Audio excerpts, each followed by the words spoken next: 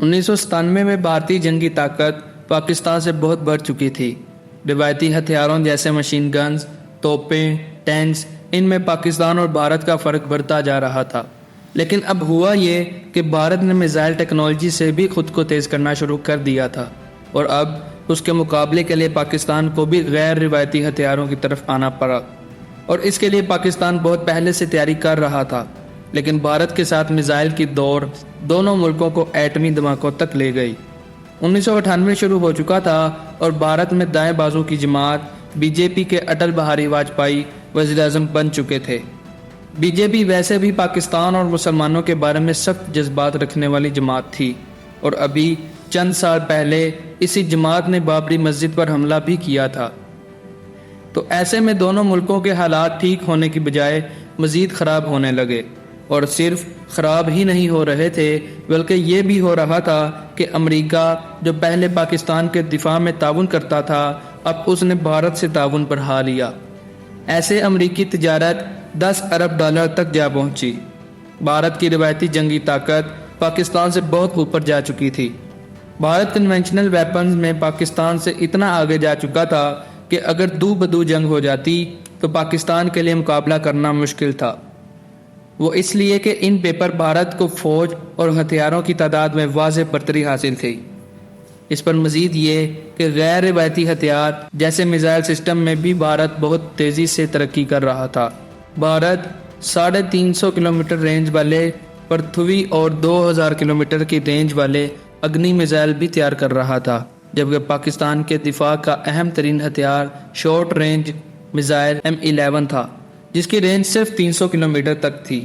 ایسے میں ضروری تھا کہ پاکستان بھارت کی فوجی طاقت کو بیلنس کرنے کے لیے خود بھی شارٹ رینج اور لانگ رینج میزائل تیار کرے، اور پاکستان کافی عرصے سے اس کی تیاری کر بھی رہا تھا، کیونکہ 6 اپریل 1998 کو پاکستان نے بیلسٹک میزائل ہدف، جسے غوری میزائل بھی کہا جاتا ہے، کا کامیاب تجربہ کیا۔ 1500 کلومیٹر تک مار کرنے والا یہ میزائل اس وقت تک تیار ہونے والے تمام بھارتی میزائل کا توڑ تھا۔ اس میزائل کے بارے میں دعویٰ کیا گیا کہ اسے کوئی ایٹمی میزائل سسٹم روک نہیں سکتا۔ کامیاب تجربے میں غوری میزائل نے صرف 10 منٹ میں اپنے ہدف کو نشانہ بنایا۔ غوری میزائل کے تجربے کے ساتھ ہی بھارت کے اہم ترین شہر یعنی دارالحکومت دلی، بھارت کا ٹریڈ سینٹر بمبے، چنئی، ناگپور، احمد آباد، جلندر اور جیل میر سمیت کئی شہر پاکستانی میزائلوں کی رینج میں آ گئے تھے۔ یہ میزائل تجربہ دفاعی میدان میں ایک بہت بڑی چھلانگ تھی۔ اب طاقت کا توازن کافی حد تک بیلنس ہو چکا تھا، کیونکہ کھلی جنگ میں پاکستان کے پاس ایک بڑا ہتھیار موجود تھا اور اس کی صلاحیت دنیا نے دیکھ لی تھی۔ لیکن بھارت ایک بڑا ملک اور وہاں بی جے پی کی حکومت، وہ حکومت جو اقتدار میں ہی پاکستان کے خلاف مہم چلا رہی تھی، یہ بات انہیں قبول نہیں تھی۔ ادھر پاکستان میں لوگ خوش تھے، مٹھائیاں بانٹ رہے تھے اور مبارکبادیں لے اور دے رہے تھے، تو ادھر بھارتی وزیر اعظم واجپئی نے طاقت کا توازن ایک بار پھر اپنے حق میں دکھانے کے لیے ایٹمی دھماکوں کا منصوبہ بنا لیا۔ اس منصوبے کا اعلان انہوں نے اپنی انتخابی مہم میں بھی کیا تھا، لیکن پاکستان کے میزائل تجربے نے انہیں اپنے عوام اور دنیا کے سامنے ایک جواز بھی فراہم کر دیا۔ 11 مئی 1998 کو وزیر اعظم پاکستان قازقستان کے دورے پر تھے کہ انہیں ایک اطلاع ملی۔ اس اطلاع نے انہیں زندگی کے سب سے بڑے چیلنج سے دوچار کر دیا۔ اطلاع یہ تھی کہ بھارت نے راجستھان کے علاقے پوکھران میں 3 ایٹمی دھماکے کر دیے ہیں۔ یہ وہی جگہ تھی جہاں بھارت 1974 میں بھی ایٹمی دھماکے کر چکا تھا۔ جب بھارت نے ایٹمی دھماکے کیے تو پاکستان میں متحدہ عرب امارات کے سفارت خانے میں ان کے یوم دفاع کی تقریب ہو رہی تھی۔ اس تقریب میں آرمی چیف جنرل جہانگیر کرامت اور ایٹمی سائنسدان ڈاکٹر قدیر بھی موجود تھے۔ دونوں کی ملاقات ہوئی۔ آرمی چیف نے کہا بھارتی دھماکوں کا جواب دیا جائے۔ ڈاکٹر قدیر نے جواب میں کہا ہم تیار ہیں۔ پاکستان میں ایک عام آدمی سے لے کر وزیر اعظم اور آرمی چیف پر سب جوان بھی ایٹمی دھماکوں کے لیے تیار تھے، لیکن اس میں ایک مسئلہ بھی تھا، اور وہ یہ کہ جس وقت بھارت نے ایٹمی دھماکے کیے، عین ان دنوں امریکہ کی قیادت میں دنیا میں ایٹمی اسلحے سے پاک کرنے کے لیے ایک مہم چلائی جا رہی تھی۔ اس لیے پاکستان پہلے بھارتی دھماکوں پر عالمی رد عمل کا جائزہ لینا چاہتا تھا۔ بھارتی دھماکوں کے فوری رد عمل میں یہ ہوا کہ امریکہ، برطانیہ، جرمنی، جاپان، نیوزی لینڈ اور آسٹریلیا یعنی تقریباً تمام بڑی عالمی طاقتوں نے دھماکوں کی مذمت کی۔ امریکہ نے تو $12 کروڑ کی فوجی امداد بھی روک لی۔ انٹرنیشنل کمیونٹی سمجھتی تھی کہ بھارت نے دھماکے کر کے ایٹمی اسلحہ ختم کرنے کی کوششوں کو نقصان پہنچایا ہے۔ جاپان جو ایٹمی حملے سہ چکا تھا، اس کے شہروں میں مظاہرین سڑکوں پر نکل آئے اور بھارت کے خلاف آوازیں اٹھنے لگیں۔ جاپان، نیوزی لینڈ، ڈنمارک اور آسٹریلیا نے بھارت سے اپنے سفیر بھی واپس بلا لیے۔ یہی نہیں بلکہ ان ممالک نے بھارت کو دی جانے والی ملٹری اور نان ملٹری امداد بھی روک لی۔ یہ سخت نوعیت کی پابندیاں اور شدید نوعیت کا عالمی دباؤ تھا، لیکن آپ حیران ہوں گے کہ یہ سارے دباؤ چند دن میں ہی ہوا ہو گئے، کیونکہ امریکہ نے $12 کروڑ کی ملٹری امداد تو روکی، لیکن جو امریکی یسٹرز بھارت میں $7 ارب کی سرمایہ کاری کرنے والے تھے، وہ اور ان کی انویسٹمنٹ وہیں موجود رہے۔ انہوں نے امریکی حکومت پر دباؤ ڈالا کہ بھارت کے خلاف سخت پابندیاں نہ لگائی جائیں، کیونکہ اس سے امریکی مفاد ہی کو نقصان پہنچے گا۔ شاید یہی وجہ تھی کہ بھارت نے 2 دن بعد 2 اور ایٹمی تجربات کر دیے۔ یہ سب پاکستان کے لیے بہت مایوس کن تھا، لیکن اس سے بھی زیادہ مایوسی چند دن بعد ہونے والے G8 اجلاس سے ہوئی۔ G8 اجلاس دنیا کی 8 بڑی معاشی طاقتوں کا اجتماع ہوتا تھا، جس میں وہ عالمی حالات اور تجارت پر گفتگو کرتے تھے۔ اس اجلاس میں بھی بھارتی ایٹمی دھماکوں پر مذمت کی بجائے روس کی جانب سے کہا گیا کہ اگر انڈیا چاہے تو 4 دھماکے اور کر سکتا ہے۔ یہی نہیں بلکہ وہی ممالک جو چند دن پہلے ایٹمی ہتھیاروں ہی کے خاتمے کی بات کر رہے تھے، انہوں نے یعنی امریکہ، چین اور آسٹریلیا نے بھارت میں سرمایہ کاری کے مزید معاہدے کر رکھے تھے۔ صرف اسی پر بس نہیں، ابھی اور سنیں۔ اس سنجیدہ ترین اجلاس میں جرمن چانسلر نے بے پرکی اڑا دی کہ پاکستان نے ایٹمی دھماکے کر دیے ہیں۔ اب یہ ان کا اندرونی خوف تھا یا شرارت، لیکن پاکستان کے نہ کردہ ایٹمی دھماکے کی خبر جنگل میں آگ کی طرح پوری دنیا میں پھیل گئی، بلکہ کئی جگہوں سے مذمت بھی آ گئی اور پاکستانی سفارت خانوں میں تصدیق کے لیے ٹیلی فونز کی نہ تھمنے والی گھنٹیاں بجنے لگیں۔ بہرحال اس عالمی غیر سنجیدگی اور ڈرامے نے بی جے پی کے وزیر اعظم اٹل بہاری واجپئی کو اور شیئر کر دیا۔ انہوں نے پاکستان کو کھلے عام ایٹمی حملے کی دھمکیاں دینا شروع کر دیں۔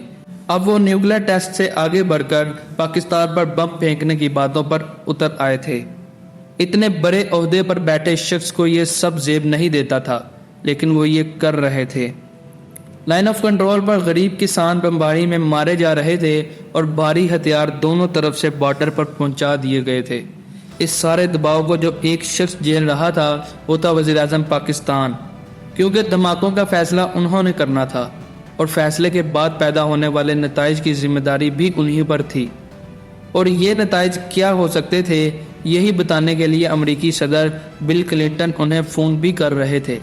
امریکی صدر بل کلنٹن نے نواز شریف کو فون کیا اور دھمکی دی کہ اگر پاکستان نے ایٹمی دھماکے کیے تو اس پر پابندیاں لگا دی جائیں گی۔ پاکستان کے لیے امریکہ ایک بڑا ایکسپورٹ پارٹنر تھا اور امریکی پابندیاں پاکستان کے لیے بہت معاشی مسائل پیدا کر سکتی تھیں۔ ساتھ ہی ساتھ انہوں نے وزیر اعظم پاکستان کو $5 ارب اور F-16 طیاروں کی رقم واپس کا بھی لالچ دیا کہ اگر پاکستان ایٹمی تجربات سے باز رہے تو یہ سب اسے مل سکتا ہے۔ نواز شریف یہ سب سن رہے تھے، لیکن امریکی صدر کی ہاں میں ہاں نہیں ملا رہے تھے۔ چنانچہ امریکی صدر ایک قدم اور آگے بڑھے۔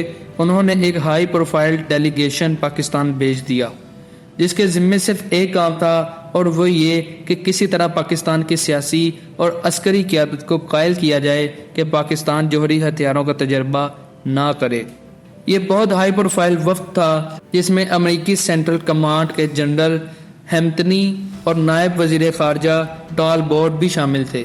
اس وفد نے پاکستان کو دباؤ اور دھمکیوں دونوں طرح سے قائل کرنا شروع کر دیا کہ وہ نیوکلیر ٹیسٹ نہ کریں، لیکن امریکی وفد کا دورہ ناکام رہا اور اسٹیٹ ڈپارٹمنٹ نے اعتراف کیا کہ وہ پاکستان حکومت کو دبا کے روکنے پر مجبور نہیں کر سکتے۔ امریکی صدر اور برطانوی وزیر اعظم نے نواز شریف کو فون کر کے آخری بار جوہری ہتھیاروں کے ٹیسٹ سے باز رکھنے کی کوشش کی، جس کا وزیر اعظم نے مختصر جواب یہ دیا کہ میں وعدہ نہیں کر سکتا جب امریکہ اور بھارت کو یقین ہو گیا کہ پاکستان ایٹمی دھماکہ ضرور کرے گا تو انہوں نے آخری ہتھیار استعمال کرنے کا فیصلہ کیا۔ وہ ہتھیار یہ تھا کہ اقوام متحدہ کی سلامتی کونسل میں ایک قرارداد پاس کروائی کہ اگر آج کے بعد کسی ملک نے ایٹمی ہتھیار ٹیسٹ کیے تو اس پر ایران جیسے پابندیاں لگا دی جائیں گی۔ اس قرارداد کی تیاری بھی شروع ہو چکی تھی۔ جن لوگوں نے عراق پر لگنے والی پابندیوں کا دور نہیں دیکھا انہیں بتاتے چلیں کہ عراق پر ویسے ہی پابندیاں عائد تھیں جیسے آج شمالی کوریا پر ہیں، بلکہ اس سے بھی زیادہ سخت۔ صرف خوراک اور ادویات کے علاوہ عراق باہر سے کوئی چیز نہیں خرید سکتا تھا، نہ بیچ سکتا تھا۔ دنیا کے زیادہ تر ممالک کے عراق سے سفارتی رابطے ختم تھے اور اس کی فضاؤں میں امریکہ اور برطانیہ کے طیارے چکر لگاتے رہتے تھے، یعنی عراق کو عملی طور پر پتھر کے دور میں دھکیل دیا گیا تھا۔ اگر سلامتی کونسل میں یہ قرارداد منظور ہو جاتی تو پاکستان کبھی ایٹمی ہتھیار ٹیسٹ نہیں کر سکتا تھا، کیونکہ ایسا کرنے کی صورت میں اسے بھی عراق جیسے انجام سے دوچار ہونا پڑتا۔ لیکن اس دوران بھارت کی ایک غلطی نے پاکستان کو بچا لیا، وہ یوں کہ بھارت نے پاکستان کے ساتھ چین کو بھی دھمکانا شروع کر دیا۔ انڈیا نے کہنا شروع کیا کہ چین ان بھارتی علاقوں کو فل فور خالی کرے جن پر اس نے 1962 میں قبضہ کر لیا تھا۔ اب یہ پاک چین دوستی تھی یا پھر چین کا بھارت پر غصہ کہ اس سلامتی کونسل کے ممبرز کو یہ پیغام بھیج دیا کہ اگر ایٹمی دھماکوں کے خلاف پابندیوں کی قرارداد سلامتی کونسل میں لائی گئی تو وہ اسے ویٹو کر دے گا۔ چین کے اس اعلان سے عالمی طاقتوں کا پاکستان کو روکنے کا منصوبہ خاک میں مل گیا اور یہ قرارداد سلامتی کونسل میں پیش ہی نہ ہو سکی۔ اس مرحلے پر انٹری ہوئی ایک اور دھماکہ خیز خبر یہ تھی کہ اسرائیل بھارت کے ساتھ مل کر پاکستانی ایٹمی تنصیبات پر حملہ کر سکتا ہے، جیسا کہ وہ عراق کی تنصیبات پر کر چکا تھا اور عراقی تنصیبات تباہ ہو چکی تھیں۔ اگرچہ اس خبر کے بعد اب امریکہ میں پاکستانی سفیر سے اسرائیلی چیف آف سٹاف نے ملاقات کی اور واضح کیا کہ ان کا پاکستانی تنصیبات پر حملے کا کوئی منصوبہ نہیں ہے، لیکن اس وقت تک پاکستان فیصلہ کر چکا تھا۔ اب ایک طرف تو یہ عالمی دباؤ تھا، بھارت کی دھمکیاں تھیں، لیکن دوسری طرف اندرونی دباؤ بھی بہت زیادہ تھا۔ عمران خان لاہور میں مظاہرے کر رہے تھے کہ روکھی سوکھی کھائیں گے، ایٹم بم بنائیں گے۔ بات اسلامی الگ الٹیمیٹم دے رہی تھی اور اپوزیشن لیڈر بے نظیر بھٹو بھی نواز شریف کو جنرل نیازی ہونے کا طعنہ دے رہی تھی، اور بات یہاں تک پہنچی کہ راولپنڈی میں ننھے بچوں کا ایک جلوس نکلا۔ جلوس میں بچے کہہ رہے تھے کہ انہیں فیڈر نہیں نیوکلیئر بلاسٹ چاہیے۔ اس ساری صورتحال سے آپ سمجھ چکے ہوں گے کہ بیرونی دنیا سے دھماکے نہ کرنے اور اندرونی سطح پر دھماکے کرنے کا ناقابل تصور دباؤ حکومت پر موجود تھا۔ پاکستان دھماکے کرنے کے لیے تیاریاں کر رہا تھا۔ عالمی امن اور ایٹمی پھیلاؤ روکنے کے لیے پاکستان نے دنیا سے ایک آخری مطالبہ کر دیا۔ مطالبہ یہ تھا کہ پاکستان نے عالمی برادری کو پیشکش کی کہ اگر بھارت اپنے ایٹمی ہتھیار طلب کر دے تو پاکستان بھی اس راستے پر چلنے کے لیے غور کرے گا۔ یہ پیشکش تھی جس پر بات چیت کے لیے پاکستان نے آغاز کیا، لیکن یہ صدا بے صحرا ثابت ہوئی۔ ان سب باتوں کے درمیان ایران اور افغانستان کے قریب پاکستانی سرحد پر ایک بہت کم آباد اور بیابانوں گیار پہاڑی چٹانوں کے درمیان کچھ ایسی نقل و حرکت بھی ہو رہی تھی جس پر امریکی سیٹلائٹ کی گہری نظریں تھیں۔ یہ چاغی کی پہاڑیاں تھیں جنہیں پاکستان نے تقریباً 20 سال پہلے ہی جوہری ٹیسٹ کے لیے منتخب کر لیا تھا۔ یہاں دھماکوں کے لیے 2 لوکیشنز بنائی گئی تھی اور اب ضروری سامان بھی پہنچا دیا گیا تھا۔ جوہری تجربات کے لیے چاغی کو منتخب کرنے کی 2 بڑی وجوہات۔ ایک وجہ یہ تھی کہ یہاں شدید گرمی اور پانی نہ ہونے کے باعث آبادی بھی نہ ہونے کے برابر تھی۔ آج بھی 2 اسرائیل کے برابر پھیلے چاغی کے ضلع کی آبادی 1 لاکھ سے بھی کم ہے۔ چاغی کے گرد کئی کلومیٹر تک ویسے بھی علاقہ خالی کروا لیا گیا تھا، اس لیے ممکنہ تابکاری سے کسی کے متاثر ہونے کا خدشہ نہیں تھا۔ دوسری وجہ یہ تھی کہ یہ جغرافیائی اتنا مشکل تھا کہ امریکی سیٹلائٹ کے بغیر یہاں کی جاسوسی تقریباً ناممکن تھی، کیونکہ آمد و رفت کے ذرائع نہ ہونے کے برابر تھے اور انسانی وسائل سے جاسوسی ناممکن تھی۔ اس دور میں 20 سال پہلے بھی اس علاقے کا چپا چپا پاکستان کی ایجنسیوں کی نظر میں تھا۔ چاغی کی پہاڑی سلسلے کو حرف میں انگریزی کے حرف ایل کی شکل کے 2 غار بنائے گئے۔ اس انداز میں کھدائی کا مقصد یہ تھا کہ تابکاری پہاڑوں سے جلدی باہر نہ نکل سکے اب پاکستان دھماکوں کے لیے پوری طرح تیار تھا، لیکن دھماکوں سے صرف 4 دن پہلے ایک اور سنسنی خیز واقعہ رونما ہوا۔ ایسا واقعہ تھا جو کسی کے وہم و گمان میں بھی نہیں تھا، اور اس ڈرامے نے ایٹامک ٹیسٹ بھی خطرے میں ڈال دی۔ ہوا کچھ یوں کہ 24 مئی کو PIA کے ایک طیارے نے بلوچستان کے شہر تربت سے اڑان بھری اور کراچی سے ہو کر گوادر میں اترا۔ گوادر سے اس نے کچھ مزید مسافر سوار ہوئے۔ ان میں 3 مسافر ایسے بھی تھے جن کے ارادے کچھ خطرناک تھے۔ طیارے نے 24 مسافروں اور عملے کے 5 لوگوں کے ساتھ جیسے ہی کراچی کی طرف اڑان بھری، ان مسافروں نے اسلحہ نکال لیا اور طیارے کو یرغمال بنا لیا۔ انہوں نے پائلٹ سے کہا کہ وہ طیارے کا رخ بھارت کی طرف موڑ لے۔ اس حوالے سے ہائی جیکر بمبے ایئر کنٹرول ٹاور سے بھی رابطے میں تھے۔ انڈیا نے طیارے کو بمبئی کے قریب ایک علاقے میں اترنے کی اجازت بھی دے دی، لیکن پاکستانی حکام ہر قیمت پر طیارے کو بھارت جانے سے روکنا چاہتے تھے۔ انہوں نے ایک دلچسپ منصوبہ بنایا۔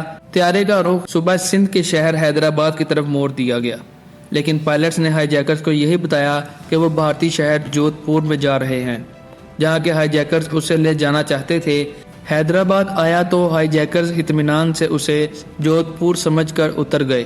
وہاں پاکستانی حکام نے پہلے سے انہوں نے ہندی زبان میں ہائی جیکر سے بات چیت شروع کر دی۔ ہائی جیکرز نے انہیں بھارتی سمجھ کر ان کا شکریہ ادا کیا اور مسافروں کی رہائی کے لیے 2 مطالبات بھی پاکستان کو سامنے رکھ کر پیش کر دیے۔ ان کا پہلا مطالبہ تھا کہ پاکستان چاغی میں ایٹامک ٹیسٹ سے دستبردار ہو جائیں۔ دوسرا مطالبہ تھا کہ بلوچستان حکومت کے رکے ہوئے فنڈز فوری بحال کیے جائیں۔ پاکستانی حکام نے ہائی جیکرز کو قائل کیا کہ خواتین اور بچوں کو رہا کر کے مذاکرات طیارے سے باہر کیے جائیں۔ ہائی جیکرز یہ مطالبہ مان گئے۔ وہ طیارے سے باہر آئے تو کمانڈوز نے ایکشن شروع کر دیا اور تینوں ہائی جیکرز کو زندہ پکڑ لیا۔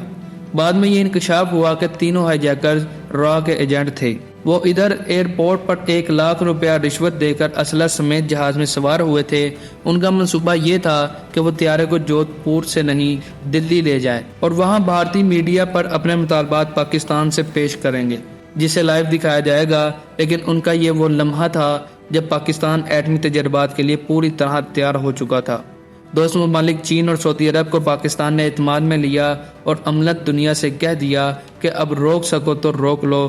28 مئی 1998 کو جمعرات کے روز چاغی کے گرد 100 کلومیٹر کا علاقہ پاک فوج نے گھیرے میں لے لیا۔ چاغی کی فضا میں فائٹر جیٹس پرواز کرنے لگے۔ ممکنہ بھارتی حملے کے جواب کے لیے میزائل نصب کر کے بھارت کے کئی شہروں کو نشانے پر رکھ لیا گیا۔ پاکستانی وقت کے مطابق دوپہر 3:16 پر چاغی کے پہاڑ 5 ایٹمی دھماکوں سے گونج اٹھے۔ یہ چاغی 1 تھا۔ 30 مئی کو ایک جوہری ٹیسٹ کیا گیا۔ یہ چاغی 2 5 بھارتی ایٹمی دھماکوں کے جواب میں 6 دھماکے ہو چکے تھے اور پاکستان دنیا کی 7ویں ایٹمی طاقت بن چکا تھا۔